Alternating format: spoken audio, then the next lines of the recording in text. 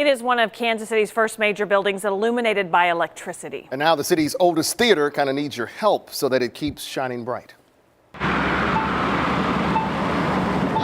The marquee, the flashing lights raised high above 12th Street in downtown Kansas City. There's no business like show business, they say. We don't have a lot of these kinds of theaters anymore. So much a part of Kansas City's renaissance. Gail Tallis and Brian Williams have made it their business to preserve this jewel box of a theater. The year was 1900. It was the opening scene of something great in our city's revitalization. Sir James Galway called it the Carnegie Hall of Kansas City. Originally called the Standard Theater, the next year it became the Century Theater. It was built as a burlesque and vaudeville house. Changing names yet again as the Schubert Theater, and finally in 1941, the Folly Theater. Gypsy Rose Lee first stepped foot on a stage at our theater. Roseanne Cash, Art Garfunkel, Walter Cronkite. And that's the way it is. That's the way it was, a thing of beauty until the 1970s. It became a little bit seedy, and the acts on stage became a little bit seedier as well. Slated to be torn down in 1974 until civic leaders stepped in. So this shows you what it looked like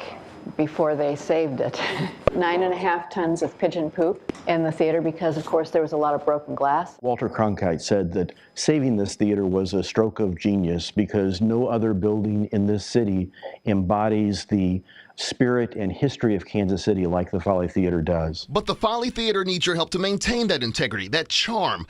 The HVAC system is nearly 40 years old and needs replacing. There are efforts underway to refurbish the lobby, relocate restrooms, install an elevator, making it more user-friendly. We are only able to exist because of the generous support of thousands of donors. And that's where your generosity takes center stage. The goal is to raise $1.5 million.